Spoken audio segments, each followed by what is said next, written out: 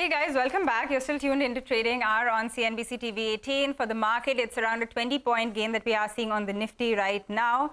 And a lot of this actually coming through from the banks today. So that index in itself is up more than 300 points, 340 points to be precise on the Nifty Bank. And the mid-cap index is also not doing too badly today. So it is seeing a gain of around 0.25%. So that's what's going on with the markets. But let's get you a conversation now. Amit Gupta, VP and Fund Manager at ICICI Securities PMS joins us now. Amit, good morning. Thanks a lot for joining us. This is Pavitra. You know, my first question to you is that we hit these all-time high levels, and ever since then there has been all of this global news which has kind of kept gains quite ranged. Do you think this is likely to continue and we're not going to see too much in terms of a gain from here at these levels? So global news we have been, seeing for the last now 1.5 years continuously. In fact, we saw very more severe macro headwinds actually before. But market slowly is getting absorbed actually all of this. In fact, the inflation levels, what we saw 4 or 5 months before, it was very steep. If you look at it in US also above 9%. Now it is sliding. I think this is where the market is getting some comfort now. The bond yields, particularly in India, if you look at from May onwards, despite the interest rate increase in repo, we did not see our bond yields going up. Rather, the US bond yields actually were going up in that period. So they had a correction and we did not have any major correction. So we remain in the range. And now we are seeing when the inflation is cooling off, the bond yields also are, slowly cooling off. So whether the interest rate cycle will remain like this or you will see a slowdown in the interest rate cycle, I think the second later part can happen now. But some increase in interest rates still can continue because the central banks, they are not getting comfort yet from this decline in inflation.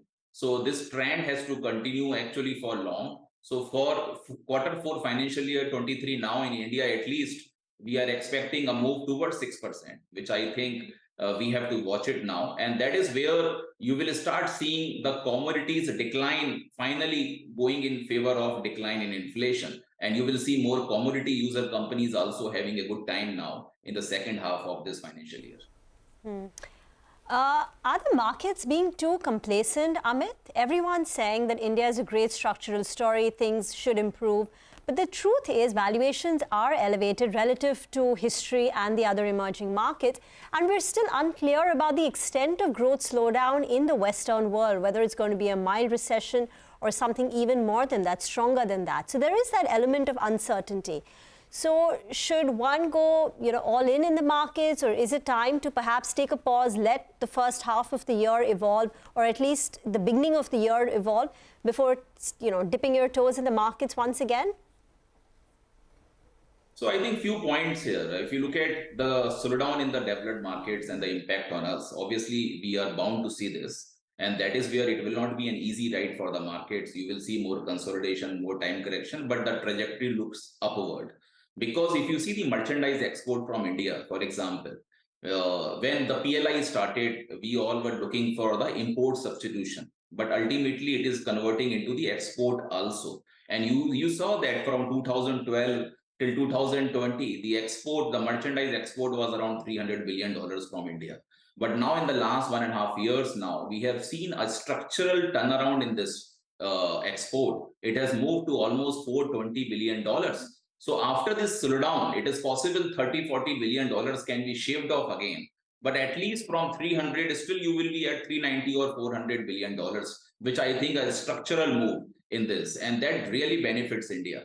Second, if you see our valuations now, so for financial year 24, which the market is discounting, so slowly we saw from 1000 EPS, it declined to almost 930, 940 EPS. But now we have seen that there is some upgrade actually happening there, not only for financial year 24, but also for financial year 23. So at least 4-5% of upgradation has happened for 24. And that is where that particular EPS, if you see on an average, is somewhere around 960, 970. So in that case, the price to earning for Nifty is somewhere around 19. The last 5-year average is somewhere around 18.5. Because we have seen many high PE stocks coming into Nifty, whether it is Bajaj Finance, Finserv, Titan, Britannia, Tata Consumer Products. So all of them are high PE. So the last 5-year average is around 18.5. So we are not too far from there. Yes, when we compare with the emerging markets, the overvaluation definitely looks like, because they have underperformed. We have not underperformed that much. We have remained flat. So this is something that can lead to more time correction. And eventually when the inflation is cooling off, it can cool down further. We may see those markets also rebounding. So our premium vis-a-vis them, possibly it may not look so much steep what is happening right now. All right, that point is taken. Amit, coming to you on just the banks, because I know you do like this space. With this entire pack having rallied so much, do you think that there is still room for significant upside in the banking names? So if someone is to put some fresh money to play, do you think this sector still is attractive at these higher levels? So I think till last year, if you look at Bank Nifty, it was not going anywhere. It was just stuck in a band of, I think, 32,000, 38,000 around. And we were all wondering why banks are not moving up. And the reason was very simple, that credit growth in the banks was not picking up, despite the fact NPAs had come down substantially from almost 11.5 lakh crores in 2018 to almost 5.5, 6 lakh crores actually now. But the banks' bottom was made, but actually that growth was not coming. And now when the credit growth has moved from 5% to 17% plus, we have seen that the banks have started participating. I think there is lot of demand which will come for credit.